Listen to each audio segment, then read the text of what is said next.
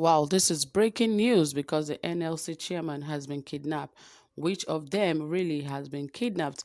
But anyway, guys, the level to which kidnapping is happening in the country these days is alarming. I wonder why a government would allow kidnap to become an industry in the country. Because if this government is responsible enough to handle a lot of this kidnapping, banditry, criminalism, and the likes, I believe it should have been brought to the barest minimum. But guess what? It is rather increasing on a daily basis. It all started with Boko Haram sect. We thought that after a year or so that Boko Haram would be history, but guess what? They are getting stronger and stronger by the day. And not just the Boko Haram, now we have the trouble of killer headsmen going about people's farm, going about people's home, killing, kidnapping, destroying people's crops, destroying people's farmland. And not just that, we have banditry all over the places. You see cult clashes from different locations, killing people, kidnapping, so many criminal activities going on in the country. And what is the government doing about it? The government is mute about it, keeping quiet. Well, I hope this does not end Nigeria in shambles, because now imagine the Oduduwa nation is beginning to, they are already asking for independence. Imagine Biafra nation asking for independence. Well, you can see that there's so many things happening in the country. I wonder in the next 1 to 2 years what is really going to happen, because I can bet you that Nigerians might not be able to wait till 2023. But all the same, guys, we'll get into the details of how the Cross River chairman was kidnapped. But please, if you have not subscribed, please do. And also turn on the notification bell, and don't forget to hit the like button. Yes, don't forget to hit that like button. Anyway, guys, let us get right into the details of this report and see how the NLC chairman was kidnapped. Yes, the Cross River State Chairman of the Nigerian Labour Congress, NLC, Comrade Ben Ukpekpe, has been kidnapped.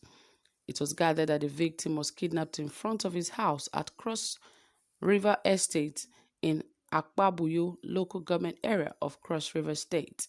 An eyewitness who preferred anonymity said the abduction of the chairman was the second time. The chairman was kidnapped before but released after some ransom was paid, he alleged. He said that the victim was kidnapped in the presence of his wife while standing outside his house at the estate in Akpabuyo. It was when the police was contacted, the public relation officer DSP Irene Igbo and her second in command ASP Igri Esa. Neither of them picked calls nor responded to text messages.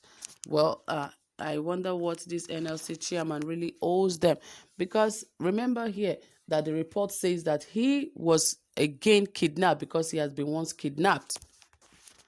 Because if this NLC chairman does not owe these people something, I wonder why he's been kidnapped twice. This is the second time he's been kidnapped. The first time it's been reported that he was actually kidnapped, but after some time a ransom was paid and he was released. But this time around they said he was kidnapped in front of his house while the wife was actually standing outside with him in front of the estate, and he was actually kidnapped. Well, the level of kidnapping is not encouraging at all. We should not encourage any form of criminalism or any form of banditry or kidnapping.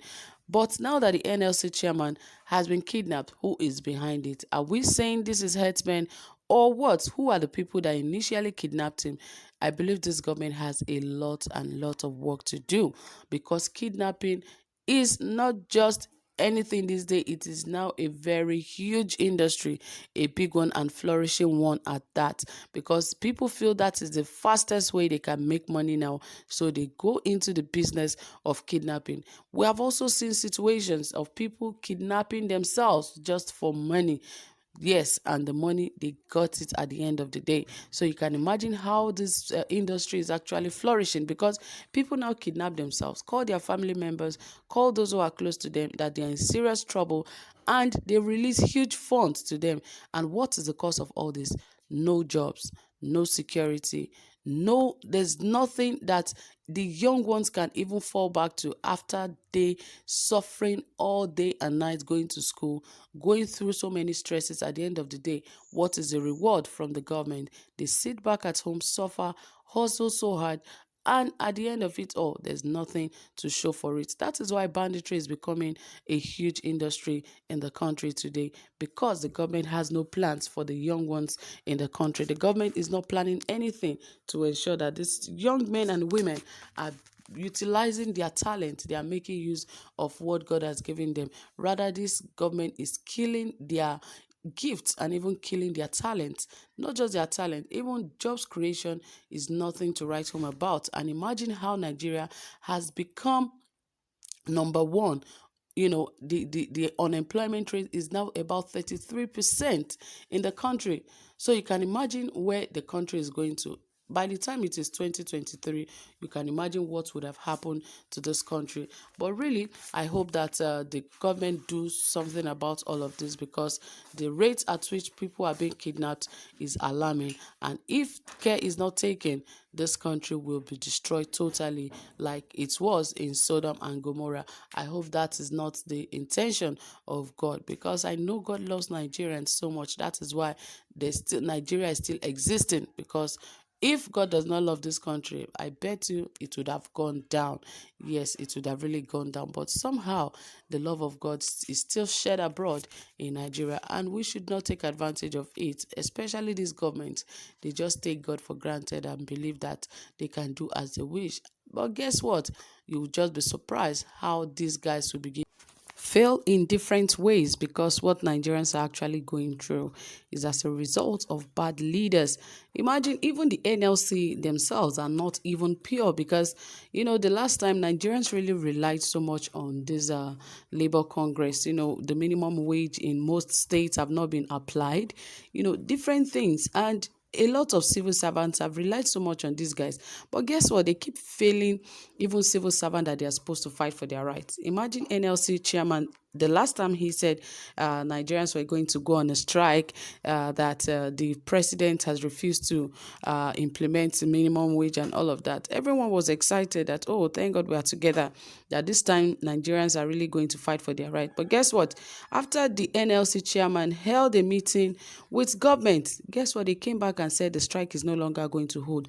What has happened in that room? And they did not even come out to give concrete reasons why the strike would not commence, because Nigerians have fully relied on them. Now Nigerians cannot even rely on this NLC chairman any longer. So it is not just a matter of just the government. So many things are corrupt. Even those claiming to fight for the rights of ordinary Nigerians, we are not sure what their intentions truly are.